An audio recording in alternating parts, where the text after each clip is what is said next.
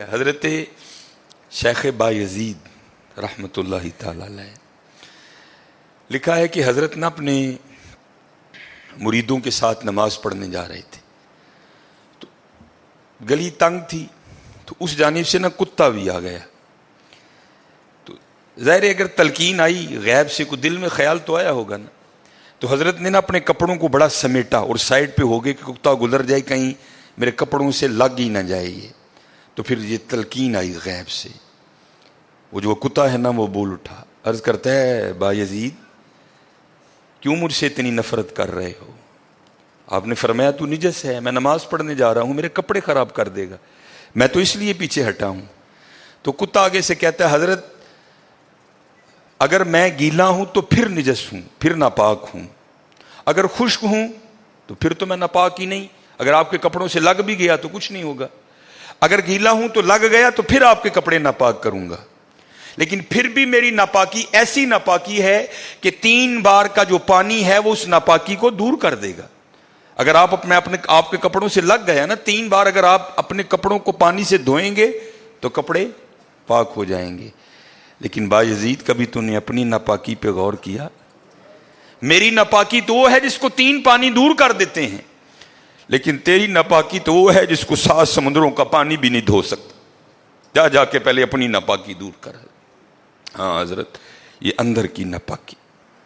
اور کیونکہ بات ان سب بابوں کی ایک ہوتی ہے, انداز جدا ہوتے ہیں, تو پھر یہی بات حضور بلے شاہ رحمۃ اللہ تعالیٰ نے کس طرح لکھی. آپ فرماتے ہیں پھلاں دا تو عطر بنا, پھلاں دا تو عطر بنا, عطر دا پھر تو کڈ دریا, دریا وچ پھر تو ڈبکیاں لا. ذرا بات کی گہرائی تک جانا. حالا عطر کیا ہے؟ تھوڑا سا شیشی پہ لے کے اپنی ہتھیلی پہ لگایا, اس طرح کر کے جسم پہ لگا دیا, جہاں سے گزرو گے وہاں سے بھی پتا چلے گا اس بندے نے عطر لگایا ہے.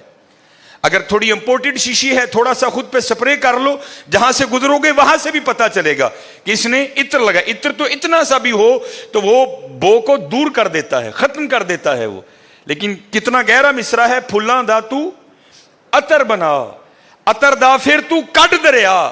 تھوڑا سا لگانا نہیں, پھلاں دا تو عطر بنا, عطر دا پھر تو کڈ دریا, دریا وچ پھر تو ڈبکیاں لا, پھر بھی تیری بو نہیں مکنی, پہلو اپنی میں مکا.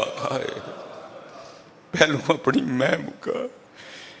انہوں نے تو بنایا تھا فقیر, چل تو آج تو بس ساڈا فقیر لے, لیکن یہ میں اس نے پھر موقع ضائع کر دیا.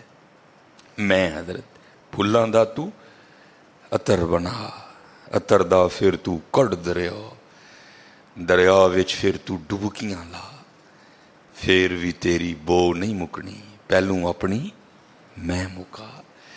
اور جس نے مکا لی حضرت اس کا کام بن گیا. وہ تو ہے ہی کریم. ہاں, اور کتنے کریم ہیں میں آپ کو بتا نہیں سکتا حضرت. یہ ہفتے کی رات تھی, جو پچھلا ہفتہ گزر گیا ہے نا, جس طرح کل ہفتہ آئے گا, یہ بھٹر میں پروگرام تھا. تو پروگرام پہ گئے, وہاں سے مجھے آتے آتے نا تقریباً 12 بج گئے. جب میں گھر آیا نا تو چھوٹا بیٹا میرا, سب سے چھوٹا ابراہیم, بڑا رو رہا تھا. تو ماں اس کو چپ کرانے کے لیے نا وہ ٹہل رہی تھی, اس کمرے سے اس کمرہ, اس کمرے سے اس کمرہ. تو وہ کہتی ہے کہ شاہ کے بعد کی اس کی طبیعت خراب ہے, مسلسل رو رہا ہے. میں نے بڑا چپ کرایا, نہیں کر رہا. تو اس طرح کریں, اس کو کسی ہاسپٹل لے چلتے ہیں. میں نے کہا چلو. ہم خدمت لے گئے. وہ ڈاکٹر نے چیک کیا, اس نے کہا بچے کا گلا خراب ہے, اور جب بھی بچوں کا گلا خراب ہوتا ہے نا ساتھ پھر ان کے کان میں بھی درد ہوتی ہے. اس کے کان میں درد ہے اس لیے رو رہا ہے. اس نے وہ دوائی وغیرہ انجیکشن وغیرہ لگائے, اس کے کان میں ڈراپس بھی ڈالے. لیکن میں نے کہا نہیں, میں آدھا گھنٹہ ویٹ کروں گا, بچے کی جب طبیعت سنبھلے گی نا میں پھر ہی گھر لے کے جاؤں گا. ہم وہاں بیٹھ گئے. خیر بچے کی طبیعت سنبھل گئی, ہم لے کے نا گھر آ گئے. اب ظاہر ہے بچے کی طبیعت خراب تھی, اس کی ماں نے عشاء کی نماز نہیں پڑھی تھی.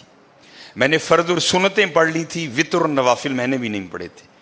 وہ بچہ سو گیا, ہم نے اس کو چارپائی پہ لٹایا, آگے میں نے نماز شروع کر دی, میرے پیچھے میرے بیٹے کی ماں نے نماز شروع کر دی. اب میری وطروں کی نا دوسری رکعت تھی, ظاہر ہے ماں بھی یہاں ہی ہوگی, وہ فرض پڑھ رہی تھی، میں وطر پڑھ رہا تھا، یا اس کی تیسری رکعت ہوگی یا اس کی بھی دوسری ہوگی یا چوتھی ہوگی. اب اس کی نا آنکھ کھل گئی، اس نے بڑی شدت سے رونا شروع کر دیا. تو ہر مسئلے کی روح سے آپ نماز توڑ سکتے ہیں، کیونکہ وہ چارپائی سے بس گرنے ہی والا تھا. دودھ ابل رہا ہے، بی بی نماز پڑھ رہی ہے، نماز توڑ کے دودھ بچائے. کوئی کنویں میں گر رہا ہے، نماز توڑ کے اس کو بچاؤ. پہلے توڑ سکتے تھے، لیکن میں نے کہا نہیں، میں نہیں توڑنی. کوئی بات تھا نا حضرت، محبت تو تھی اولاد کی لیکن دل تھوڑا سخت. لیکن ادھر کیا تھا؟ ادھر ماں تھی حضرت. اس نے کیا کیا؟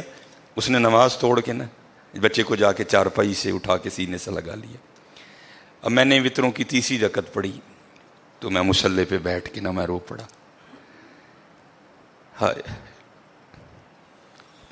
نبی علیہ السلام نے کیا فرمایا کہ اللہ جل شانہ بندے سے 70 ماؤں سے بڑھ کے پیار کرتا ہے. یار اگر ایک ماں کی محبت یہ ہے تو پھر اس کی محبت کیا ہوگی؟ اگر ایک ماں کی محبت یہ ہے کہ اس نے نماز توڑ کے بچے کو سینے سے لگا لیا، تو پھر تصور کرو حضرت، جو 70 ماؤں سے بڑھ کے پیار کرتا ہے اس کی محبت کیا ہوگی. لیکن بات پھر وہی ہے حضرت، ہم تو مائل با کرم ہیں، لیکن کیا ہم تو مائل با کرم ہیں، لیکن آگے سے کیا؟ جب یہ وہ بچہ تھا نا، میں نہیں تھی حضرت اس میں. وہ تو پوری شدت سے رو رہا تھا، مجھے بٹھاؤ، مجھے اٹھاؤ، مجھے بچاؤ، مجھے بچاؤ. شدت تھی نا حضرت، اس شدت نے ماں کو مجبور کر دیا کہ اس نے نماز توڑ کے بچے کو اٹھایا. یہاں بھی جب شدت آتی ہے نا حضرت، تو پھر دریائے رحمت ایسا جوش میں آتا ہے کہ بگڑی بن جاتی ہے. لیکن پھر کیا ہے؟ ہم تو مائل با کرم ہیں، کوئی سائل ہی نہیں.